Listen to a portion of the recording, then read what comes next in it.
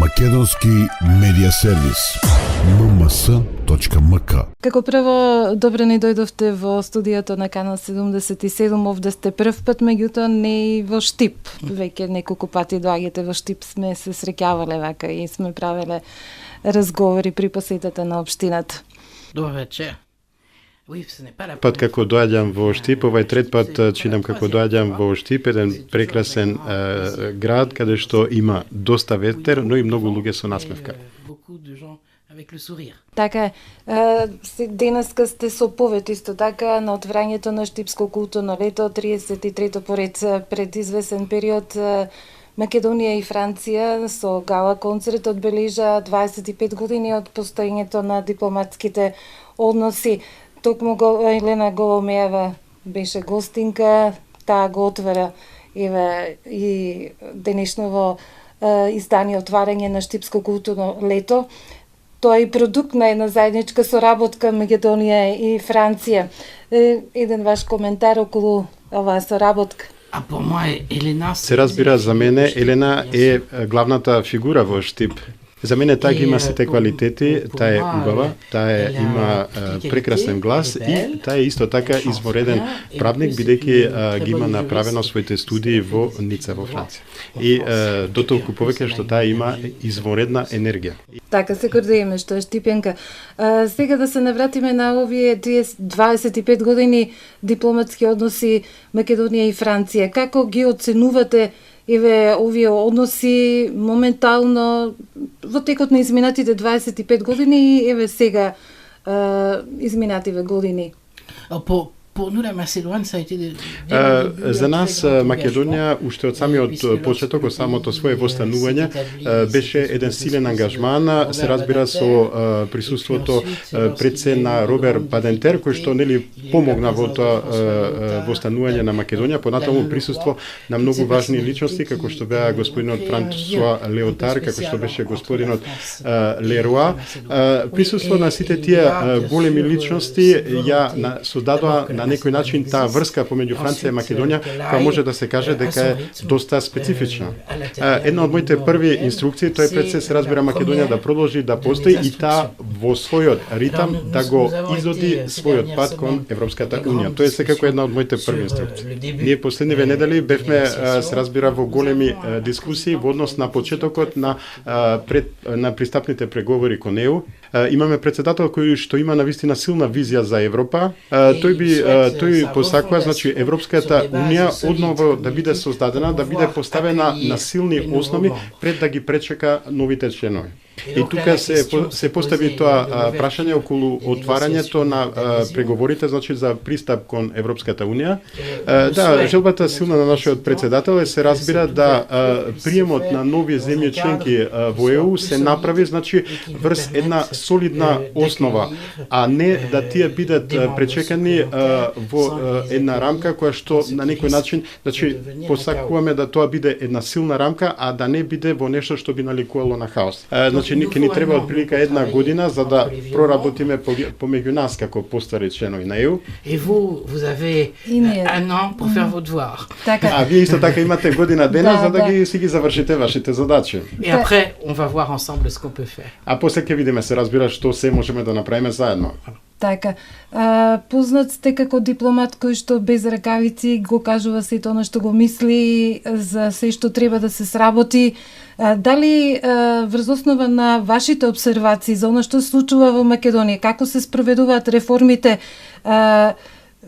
врз основа на тоа што вие го имате пренесено, вашиот председател ја има формирана сликата за нашава земја, па сега има малку кочница околу сите овие процеси.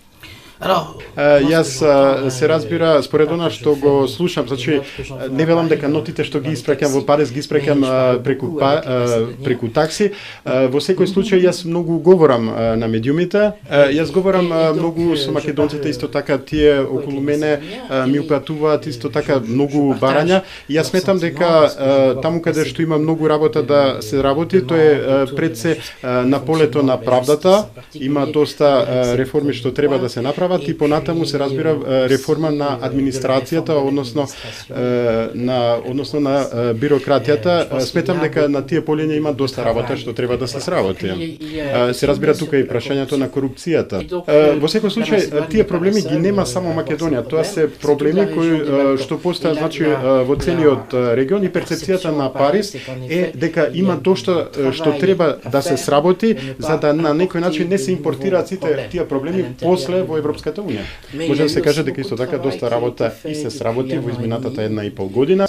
Имаше доста направено работа на подготовка на изгласување на законите, но сега она што останува е да видат како тие закони ќе профункционираат на самиот терен. Многу во Париз се уште ја чуваат она тажна слика на тоа што се случи на 27 април, и тие очекуваат да видат еден политички систем кој што функционира.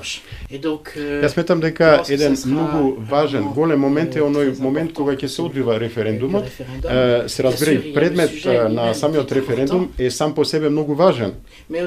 Но исто така многу е важен како тест во однос на капацитетот на македонците да заедно дискутират и исто така да донесат одлука. И ако сето тоа се разбира, се одвива добро, и ако можеме во овој период да ги допреме плодовите на првите реформи, јас мислам дека идниот месец јуни ќе биде еден многу среќен месец. Ви благодариме. И на реално, со една реченица, реално има ли шанси Македонија?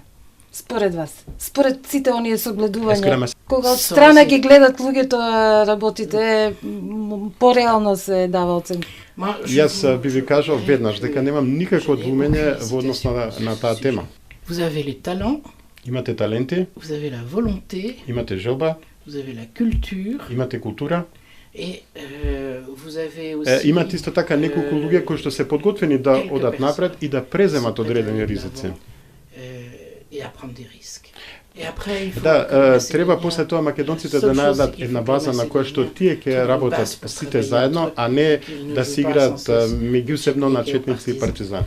Да ги оставиме малку настрана овие работи, би се вратила на соработката Македонија-Франција. Колку, во кој правец сметате дека треба да се развива соработка на образовен, културен, економијата, на економски план баш и немаме некоја голема соработка? Имаме неколку добри така насоки во кои што работиме, односно неколку добри компании кои што работат. Пред се тука мислам за Охридска банка и Societe Generale. Меѓутоа годината добро започна, бидејќи ние го зголемивме за 2/3 нашиот процент на размена само во изминативе на трговија, само во изминативе 4-5 месеци помеѓу Франција и Македонија. Јас мислам дека нешто тука се буди, нешто се раздвижа, и тоа се разбира многу важно за перцепцијата на Македонија како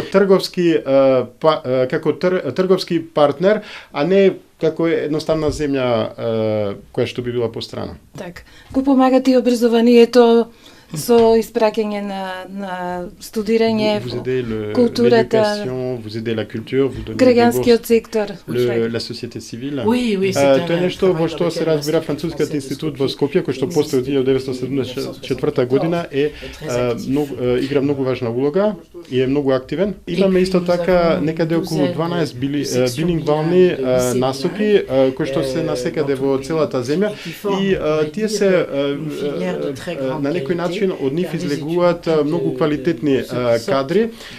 Тоа се исто така многу од тие ученици кои што биле во тие билингвални насоки ги продолжуваат своите студии во Франција, добиваат стипендии, располагаат со стипендии, и според тоа што ми се кажа дека многу од нив се и одлични студенти на Универзитетот Свети Кирил и Методи, и од нив произлегуваат изворедни кадри понатамо. Едно прашање околу медиумите, едно ваше размислување, каква е состојбата, дали има некои промени околу медиумите и покрај овој закочениот процес на реформи? Јас кога дојдов тука пред 2 години, ситуацијата беше навистина многу лоша, поготоа што имаше закана и по безбедноста на некои од новинарите.